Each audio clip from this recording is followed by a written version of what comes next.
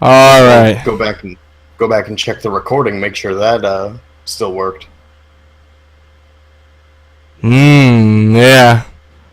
Now I have some fun editing to do in post. All right, folks. So we're back. We probably lost about 3 minutes with the audio. Thanks for the catch, Wolf. Welcome to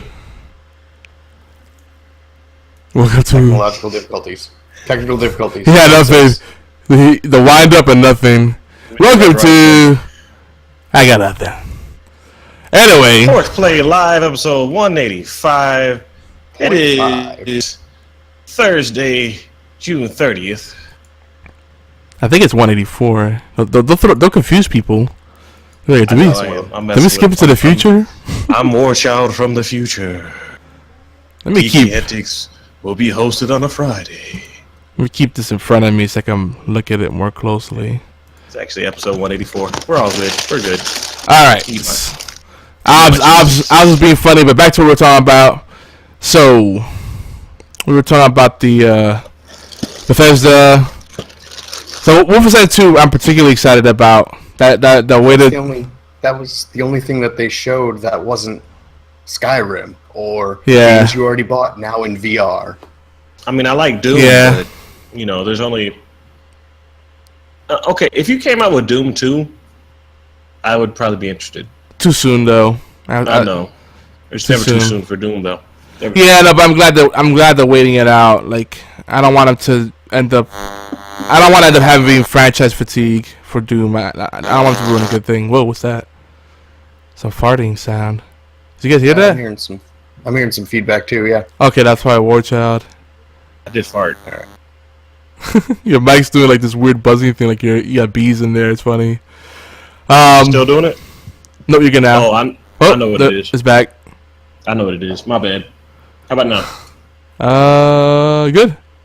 You had your phone next to it, didn't you? Or some. It is my baby monitor. Oh, yep, that EMI, yo. So, yeah, Bethesda. Another thing with Bethesda is like they didn't even try to like have any kind of lead up. It was just like trailer after trailer. It felt like it's just like we got stuff. Here you go. That's fine if you're gonna do trailer after trailer. Sony does that, and everyone loves when they do it. But not if it's Skyrim again. Yeah, no, I agree. And people were really butthurt about Elder Scrolls 6 not being a thing. But again, no one should have been shocked. They're sticking to their guns. Because, Bethesda kind of just sticks to platforms. Their strategy is more like develop the platform and then do the most they can with it. And then they move on to the next thing. So, like, new IP, not really going to happen. Sequel, not really going to happen. Like, they're very conservative when it comes to that. We got Fallout 4. That's about the last sequel we're going to get for another year or two, I feel like. And they also got the Elder Scrolls Legends, the card game. They're sticking with that, so that's good. Card game no one asked for. Yeah. Same as Gwent. It's like, okay. People did ask for Gwent, though. There was a huge outcry for that. There's actually a demand for that. When we begged for Square to put out Triple Triad back when Final Fantasy VIII came out, they said no. That should have been the thing.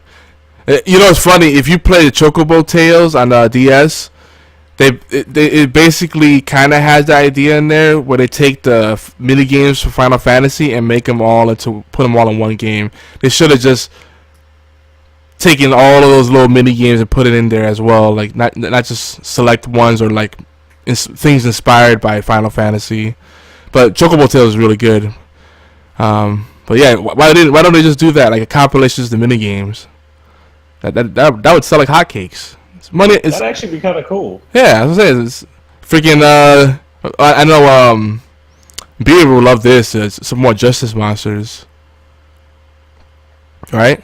The pinball game that I have no idea what I'm doing in. Yeah, I'll still lose like 6 hours to. And what's the card game that they keep talking about in the latest Final Fantasy? Kingsguard, I think. Kingsguard. Yeah. You never get to play the damn thing. Kingsglaive. You never get to play that damn thing, can you? It was. I know they made a movie. Never finished it.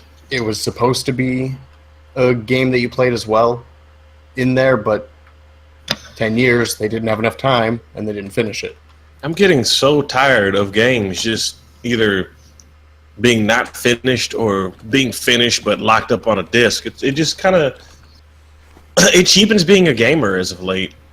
Yeah. It feels like I hate the fact that everything is in seasons too. It's like, okay, is this a game or is this a show?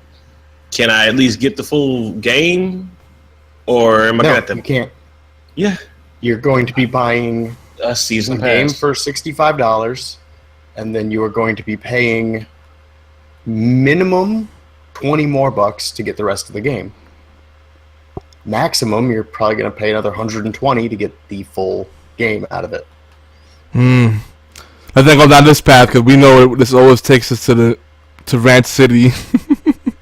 Yeah, but I've covered it, been there, done that. I'll even go back and get the exact timestamps of the episode so you can listen to my opinion on it.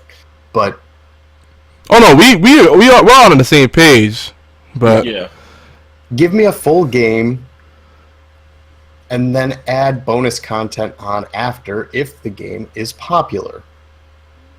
Right. Don't release an incomplete game and then sell us a la carte what was supposed to be included to begin with. Which people get mad when I say that. No one really does that. Like, yes, they do. Really? Did you play Destiny? I mean, if you think about it, today's games look really good. They play really well. When you come to the depth and the breadth of the concept, there really isn't much. It's very shallow. And again, Destiny comes to mind. That's the thing. Destiny played so well. Like, the mechanics of that game were beautiful. But yep. No, it's true. Mm-hmm. I mean, I remember watching Destiny streamers so heavily before I even got into the game myself, because I begrudgingly got into it. Because, the community just finally swayed me, and all my friends finally, brainwashed me. But I remember every stream was always the same thing. So what you guys want to do? Hey, let's do Crota. Okay. So what you guys doing the next? Let's do Crota. All right, cool. So, what now? There were a couple streamers I watched Crota? There were a couple streamers I watched that did different variations on those missions. Like in PvP, they would get 6 of them together and they would just play tag. That you can go seek. So people would go hide on the maps and one person would go around and find them, and yeah. Right. Or they would do the vault runs or the Vault of Glass or Crota. But they would do them as what they would call baby runs. So you'd have one babysitter and one baby. And babies aren't allowed to have guns. Okay. I like it. Yeah, I remember seeing that stuff. But again, it's sad. 'Cause really, Destiny is good because of the community. Because they realize the community sees so much potential in that game that they've made it into something it's not.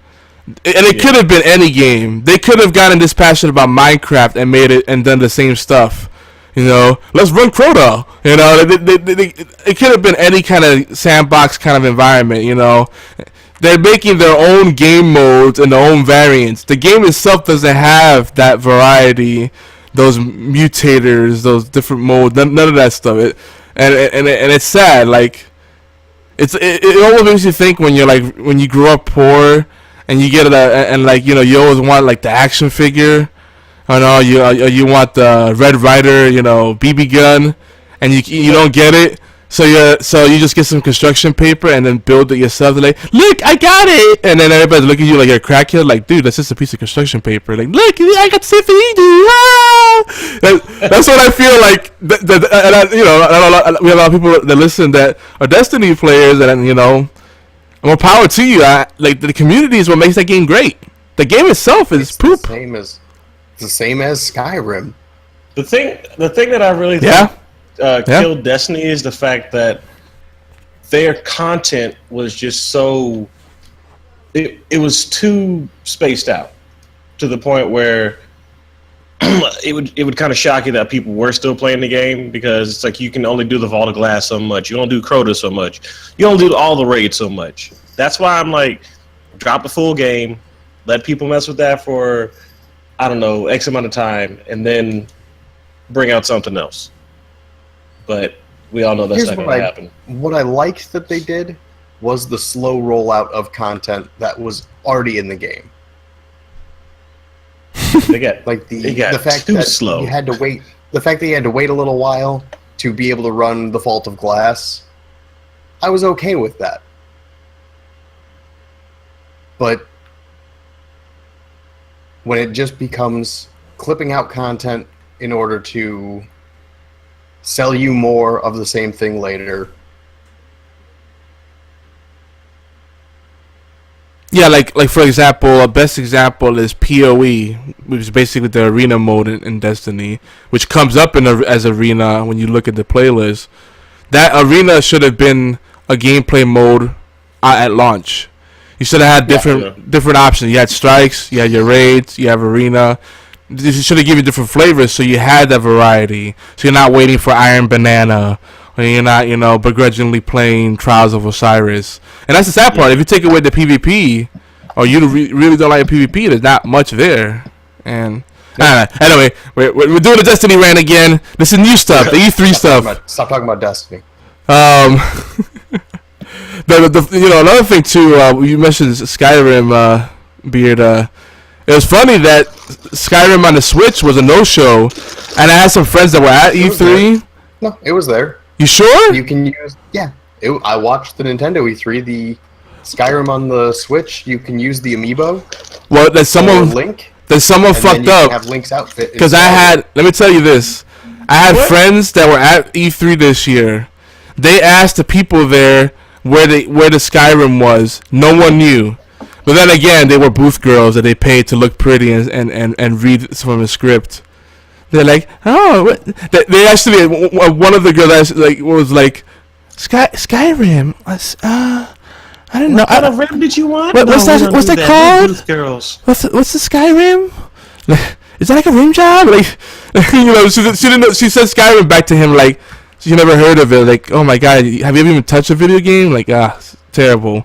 So they got the ball. We're just booth girls. We don't do that. Yeah, fucking train them then. Like, you gotta anticipate you gotta know what the buzz is and anticipate those kind of questions. If they're not a Bethesda booth girl, then they don't need to know it. They're models. They're not paid to know everything that's going on at the show.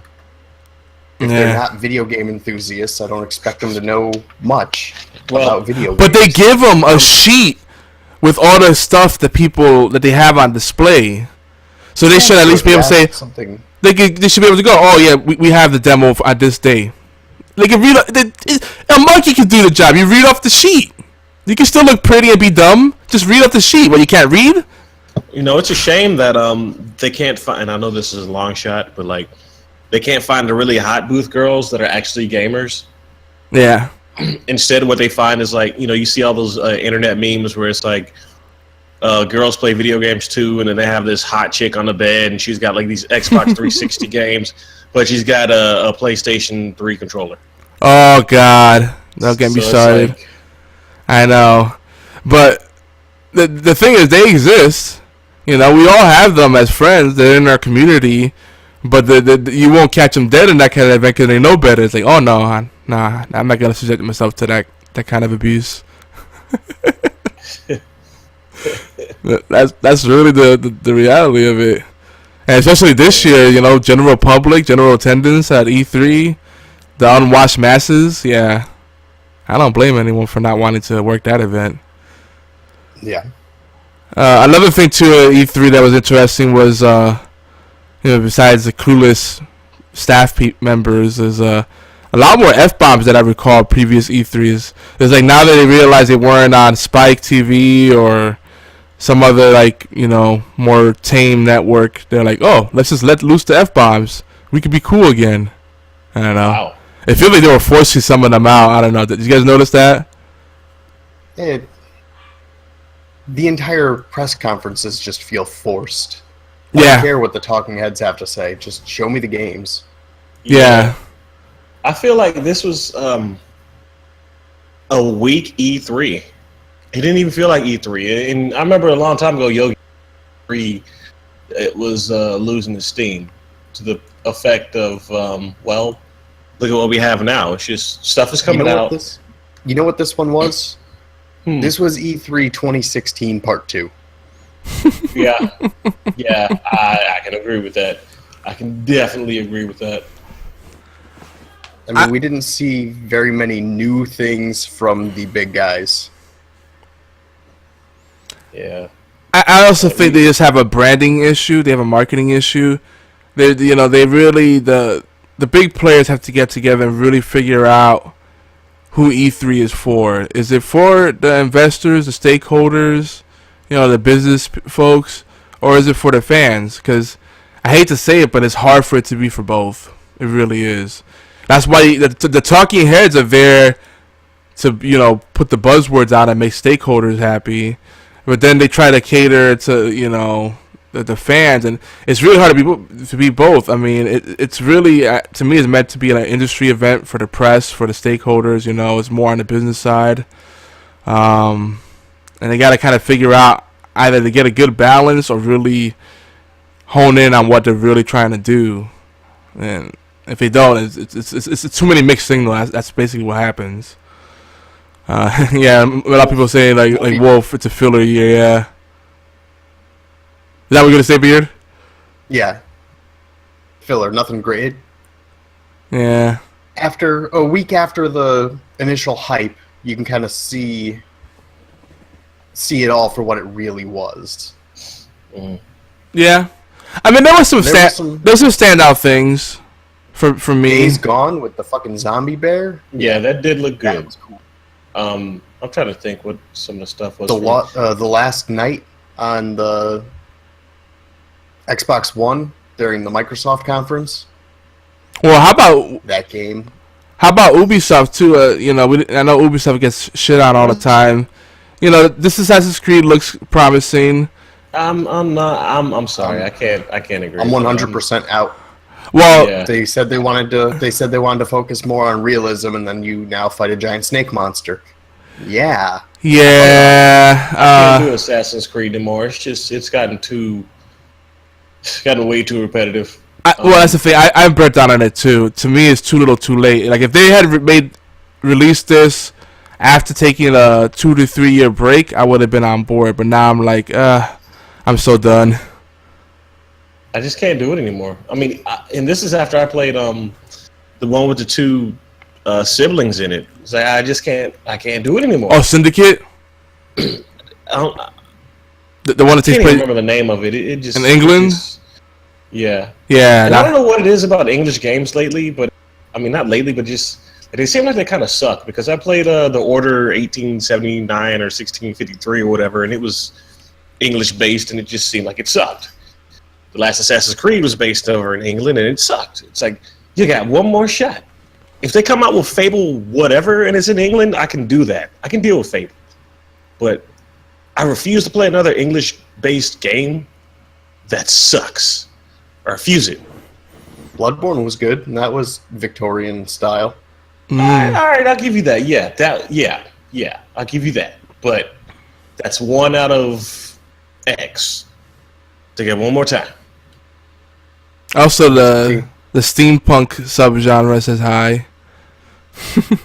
It borrows a lot from that Victorian kind of flavor. You're right, but I'm talking about what they're doing right now. I'm a little mad. I mean, that's the thing. The potential is there. It's just no one's tapping into it. Money's on the table. I don't know.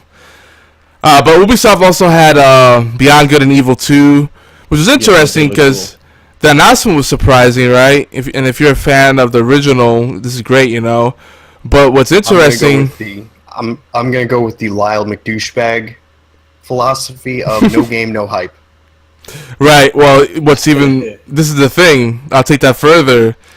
They just spilled all the beans about it when they said that you could pitch ideas to them to earn in-game currency. So they basically told us right there that they don't have any story worked out or anything.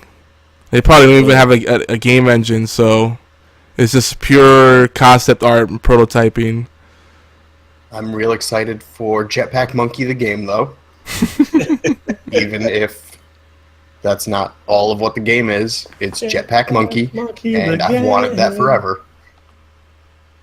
Oh wait, it reminded me of this other game that came out years ago. It was horrible.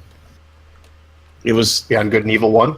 no, it was like it's Jetpack Man. Jetpack Man, the game. God, it's gonna bother me now. It didn't do too well. I gotta look it up, but it kind of reminded me of that game, and I'm like, I don't know.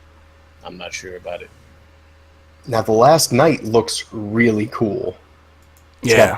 got the cel-shaded or pixel art cyberpunk Blade Runner type look. Yeah, I'm all in on that. Yeah, the style on that was really neat. I like that. Still waiting on Same with- Cyberpunk. Same with the Shadow of the Colossus remake that came out of nowhere, and I'm more than willing to buy that game again, especially if it's a full remake. Because if it's just like if it's a flat remaster again, that's already on the PS3. That's not Right. super exciting. And we But if talked they- about this remaster versus remake, completely different thing. Still waiting on my Final Fantasy VII remake. They didn't even show that this year. I know. It's sad. They showed nothing for that. Exactly. So a lot of people are saying that a Sony won or Nintendo won. I think nobody really won. Nintendo. Everybody Nintendo lost. took it. I'm gonna feel that Nintendo took the crown because going into this E3, I wasn't really considering buying a Switch. And Like, this- yeah, I'll get one eventually because it's Yeah. Nintendo and I'm going to buy one. But And- coming out of it with the games that they have announced and the games that are coming, I'm gonna be buying a Switch by the end of the year. Okay. Oh, that's the other thing I wanted to talk about. The fact that there's the new PlayStation and you got the new Xbox. I just see it as a waste of money. Yeah, because the 5 and the Xbox 2 will be out in a year and a half. Yeah. See, that, it's like the only thing. I don't have think to so. offer- Well, the only thing they have to offer is just remade games. That's about it. I don't think we're gonna see a true next gen anytime soon. Maybe PlayStation might, but then again, you said it yourself. They don't have any need to. Here's the thing. These consoles all use a lot of AMD equipment. Mm-hmm. Vega is coming. And those graphics cards are going to be serviceable to strong and fairly cheap. So you may see consoles like the 360 and PS3 again, where they're actually on par with a PC of that same price range. Right. Well, here's the thing too. Because when Apple is putting stuff into a computer and charging an adequate price for it, Yeah. you know something's up there. There's something legitimate there. But the other thing too is, for all intents and purposes, the Xbox One X is a next gen console. They're just not positioning it as that. It's the game is changing. You know, at least as far as Microsoft is concerned, I really do think they're gonna stick with the strategy of no more generations, just one ecosystem, one shared library, and then you just get upgrades to the hardware, constant But improvements. then you get the same problem. You get the problem that the developers for what's that game? Sorry, give me 1 second. Destiny. No, not Destiny. The EA game that looked fucking dope. The 2-player co-op game. The Prison Break game. Oh, Right. the Artful Escape. No Way Out. No Oh. Way Out, yeah. I No think Way Out. I think wrong. Did one. Those developers they basically came out and said that the consoles are holding back the devs. The fact that the Xbox One and the stock PlayStation 4 are as underpowered as they are, they're 5 years behind. They're holding shit back. Right, but see, this was going to happen as people start adopting the newer hardware. They're going to start making games that are purely just for the new hardware. So eventually, people will get left behind. At that point, you end up with a bitter fan base that, if you call it something new, they'd be more bitter if you make a hard cutoff and say, "Oh, well, I'd be less. Have they been bitter yet about a hard cutoff? No. That's exactly what happens. That has happened in the last 30 years of gaming.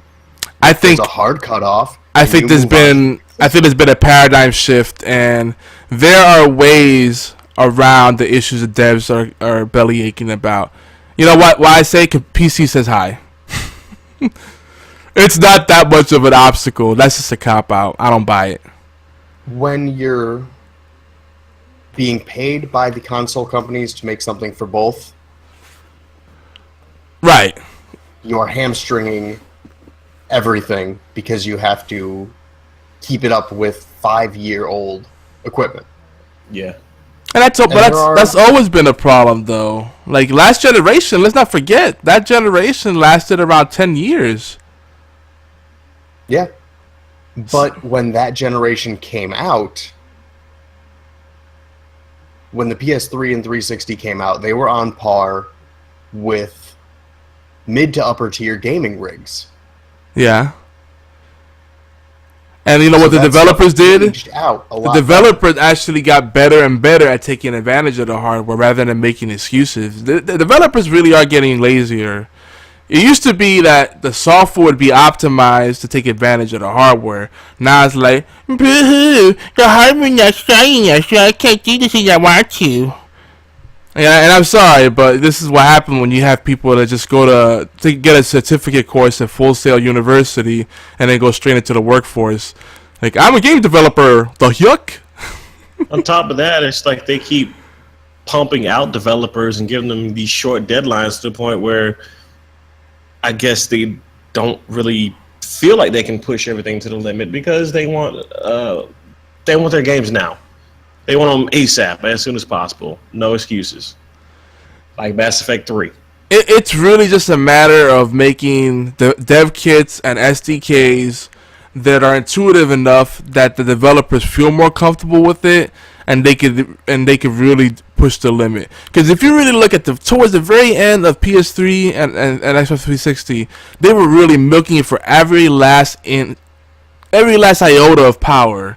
So that whole excuse of the hardware's holding us back is bullshit. Especially now where the jumps from hardware iteration to hardware iteration, they're very marginal. People like to jerk off to it, like, oh, the newest Nvidia, oh, it's amazing. But it's not like it used to be, you know, when you jump from, like, say, a 386 computer to a 486, and you really notice the difference. Now it's like, oh, some extra chest hairs, amazing.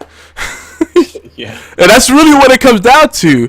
It's only the elitists that are like, oh, mind blown, it's so crazy. Like, it's not that big of a jump anymore.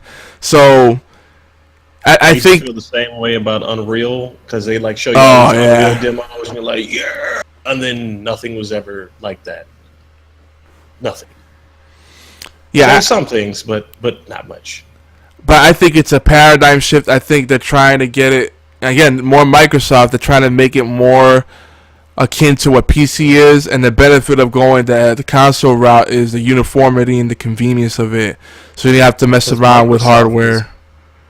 Because Microsoft is slowly on their way of pulling out of making consoles with the integration into Windows 10.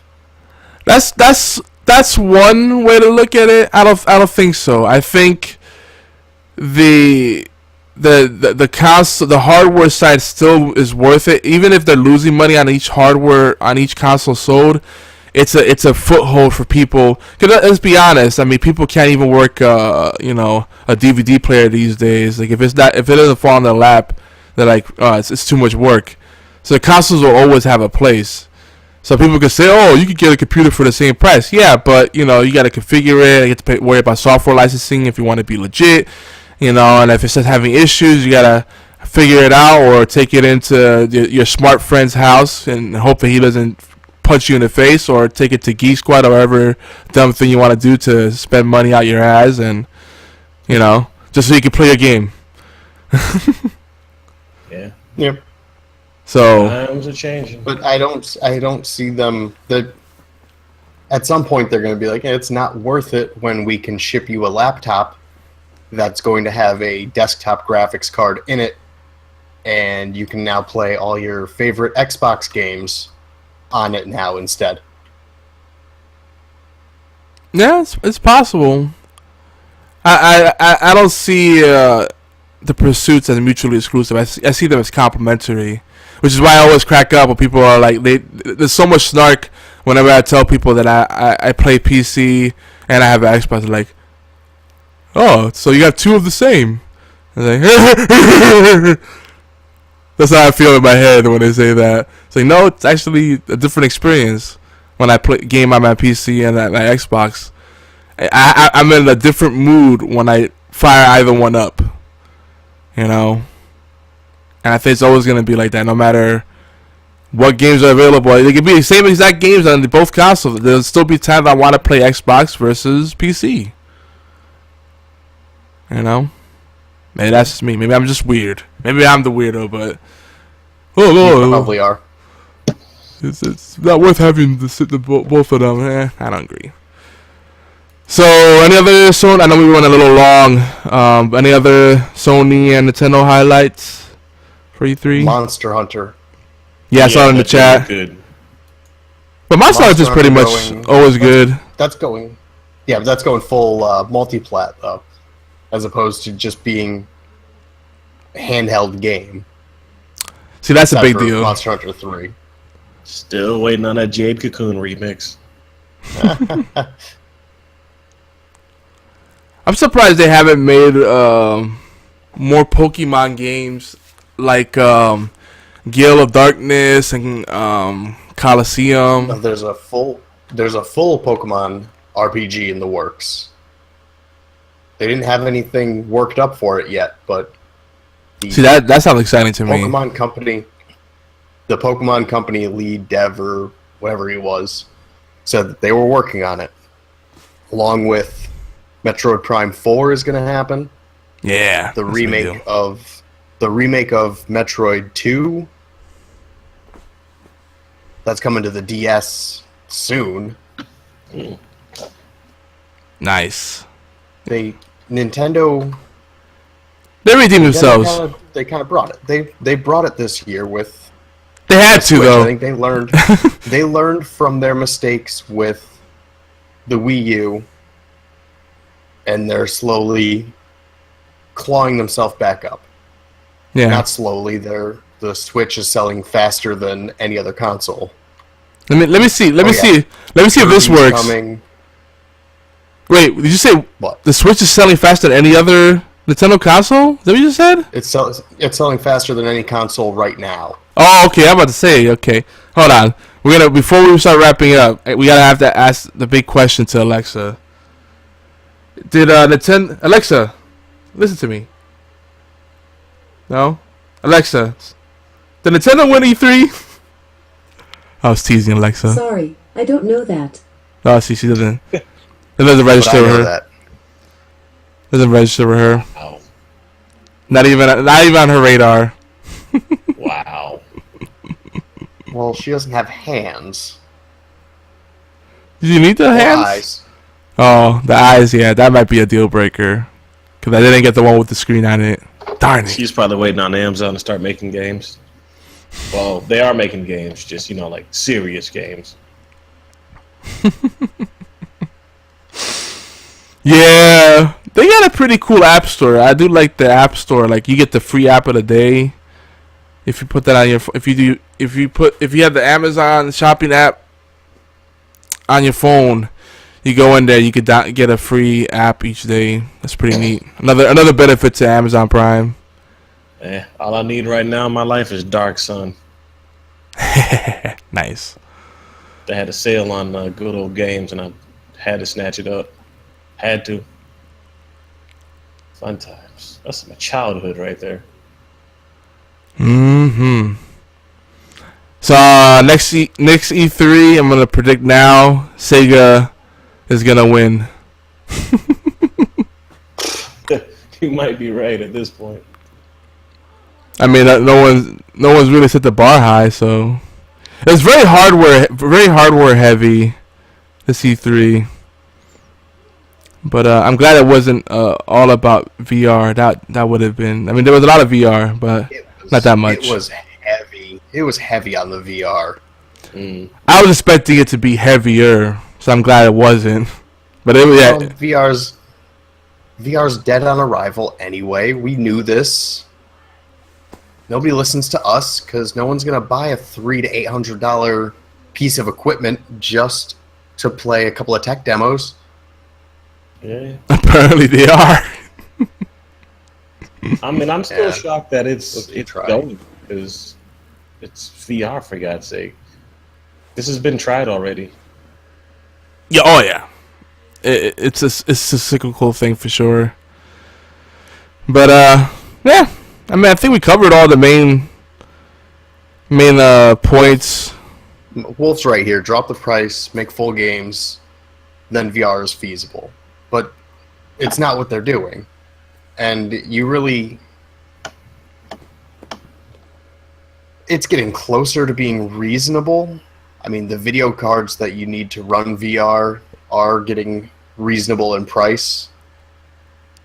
But the headsets...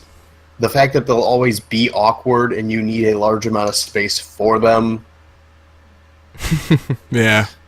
The thing that really got me was when VR came out for Samsung. They're like, yeah, just put your phone in a little VR docking area and just play all day. In the meantime, I kept thinking to myself, it's going to blow up in somebody's face. It's going to blow up in somebody's face. But that's the thing that ruins VR. Exploding phones in the face? Not exploding phones in the face. The fact that there's such a wide discrepancy in the quality experience of VR. Yeah. There is absolutely no way that a cell phone 3 inches or less away from your eyes is going to be even close to the same caliber as the Vive. Yeah. It blows up in your face. And if it blows up in your face, then you're fucked. There you go. That's real virtual reality. Boom, boom. But Fallout 4 VR, the gear, the VR is too expensive for the regular folks. And if it's too expensive for the regular folks, that means no one's going to buy it. Yep. You'll get your early adopters and the people who are like, yeah, the bleeding cutting edge technology is what I want. But then it doesn't get past that. It's just faded out for me. I mean, I never really was a fan of it, especially whenever it came back. It just seems like it's just here now. I also don't think that the way video games are work well for VR. They don't. Yeah. Especially, what is it, Doom VFR? I think that's... Okay, first off, there's too much going on in Doom for you to even try and play it virtual reality style. And to even think that... I mean, I can't wrap my head around the physics of it, I guess, because, you know, you're holding this little controller, your gun is floating in front of you, and what's going to happen whenever you want to switch weapons? And plus, how fast Doom moves, it just doesn't seem like that's going to work out too well either, because there's a shit ton going on. Always. A game like Myst Yep. would work really well for VR, and I think VR should kind of trend more that way. Well, that's what they're doing. They're repurposing all these games to be on rails, because if you have actual full motion, which is what the dream of VR is, or your complete immersion and interaction, when they try to do that, people get motion sick, and there's all kinds of other issues you have to worry about, like room scaling. Yeah. And Like, tripping over no feet. There's a guy I watch here on Twitch. He has a room devoted to VR. He streams the VR. But the whole room is fucking green. It's got the cameras up, and he has wires running on fucking cords so he doesn't trip on them. That's too much for a normal person to do. Yeah. Focus more on augmented reality. Yeah. Give me a power glove. Yep. Amen to that. That's what I think is the real future. We'll worry about the full dive later. Yeah. VR won't work until you can just plug your brainstem into a computer. Oh god, we're gonna be like full on Ghost in the Shell. Yeah, like the fucking Matrix. It's the only way it's gonna work. Yeah. One of these days, there's gonna be some asshole that's gonna put out a device, like a stick. You just ram it to your brainstem and let you interact with the game, and somehow it'll get approved and put into production, and people will go for it. Just ram it in your brain, and it'll interface with you. I thought you were gonna say something else. You're ram it in your ass. Oh, that's already that's already happening. It's gonna be the Matrix. Sky, you just gave yourself a Skyrim. This is the Skyrim job. That's right. Sword Art Online. Welcome to the cold north. All right, guys. I think we did a good job. If you want more coverage of E3, by the way, make sure you check out our friends over at the B Team Podcast and the Game with Death Podcast for additional coverage and specials. They've been going a lot deeper into it than us. We get distracted by the other shinies, and then we can't commit to completely just doing one topic. It's not us. That's not what we do. I blame you. I could do it. Probably Okay. not. Okay, I'll take account. I'll be responsible for it because I felt like talking tech, which that's what E3 was about anyway. It's a tech demo after tech demo. I mean, so it was a good intro. I'd say at this point we've covered all of it. Next week you guys can talk about American Gods, and I'll be working for the next 6 weeks straight. So you won't see me till August. Damn. Uh-oh. Maybe we can talk about the 100 too. Let's get in. I think I just wrapped up. More babies a week. All right, so you want to share your information real quick before you bounce? We're about to wrap up anyway. Hit me up at hit me on Twitter, same thing, Warchild Games. And hope everybody has a good night. Don't play too much Skyrim, and game on, game hard. Word. Beard, how about you? You can find me on Twitter. Beard and Hat.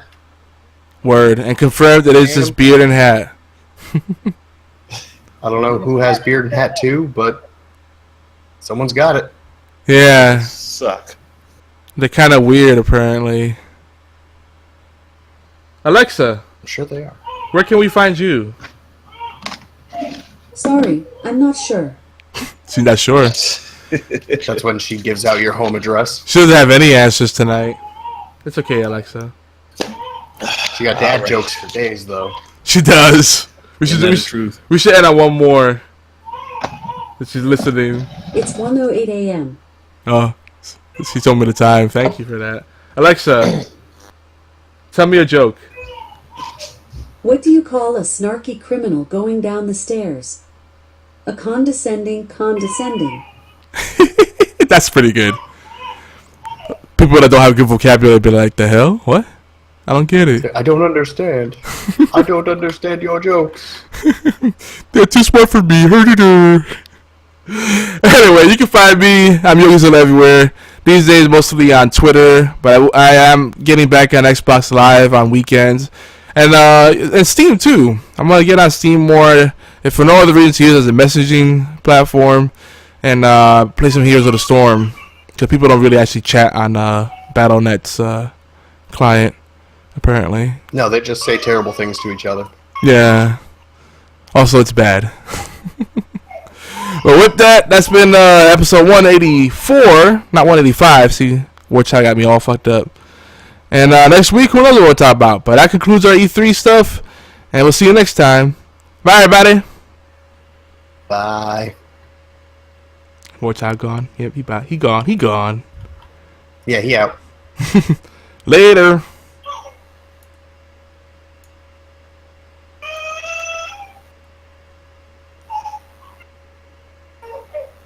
War baby saying bye. Of course. She is singing the song of her people. She's like, respect my authority.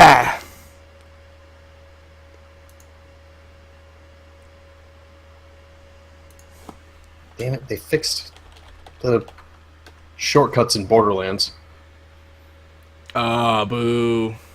Can't believe they went back and actually have done work on this game. There were cheats. I could shortcut through things. These bastards. Why did I bother learning how to grenade jump?